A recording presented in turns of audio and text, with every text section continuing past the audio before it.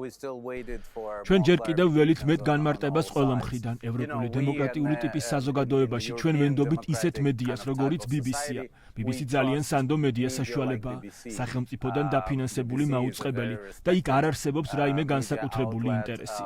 ჩემი ვარაუდი ასეთ სიტუაციაში ყოველთვის არის, რომ თუ მაქვს ინფორმაცია, ის უნდა იყოს გადამოწმებული, მაგრამ პირველ რიგში ვარაუდობ, ისეთი წყაროდან წამოსული ინფორმაცია, როგორიც BBC-ია, უნდა იყოს სწორი. მანევრირება, რასაც ახლა ვხედავთ, ცდილობები იპოვონ რაღაც არგუმენტები, რომ შესაძლოა ეს ნივთიერება იყო, ან სხვა ნივთიერება, შესაძლოა იყო გარკვეული წყალი.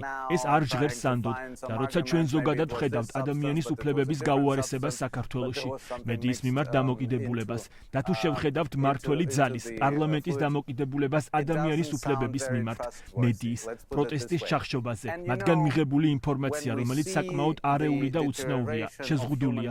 ჩემი აზრით, ჩვენ უნდა დაველოდოთ, მაგრამ რა თქმა უნდა, ამ თემაზე ვისაუბრებთ, რადგან როგორც ვთქვი, ჩვენთვის მთავარია პრინციპი, რომ ჩვენ გვჯერა თავისუფალი მედიის, განსაკუთრებით საჯაროდ დაფინანსებულის, როგორიც არის BBC. მიმაჩნია, რომ ეს იქნება კიდევ ერთი ძალიან მნიშვნელოვანი საკითხი სამშველოდ, რადგან ბევრი საუბარია იმაზე, რა სახის დეფიციტია მთავრობის პოლიტიკურ სისტემაში. ბევრი ადამიანი აქცენტს საარჩევნო საკითხებზე აკეთებს, ბევრი სხვაზე, ჩემთვის მთავარი თემა და ინდიკაცია იმისა, რომ რაღაც არასწორად მიდის, არის ის, თუ როგორ ეპყრობიან დემონსტრანტებს, როგორ ეპყრობიან ოპოზიციას, სამოქალაქო საზოგადოებას და მედიას. ბევრი ადამიანი აქ პარლამენტში ბელარუსსაც ადარებს. მე არ ვარ მათ შორის, ვინც დაიწყებს ლაპარაკს, რომ ეს ბელარუსულია ან რუსული. მაგრამ რასაც ჩვენ ვხედავთ, ეს არ არის დემოკრატია.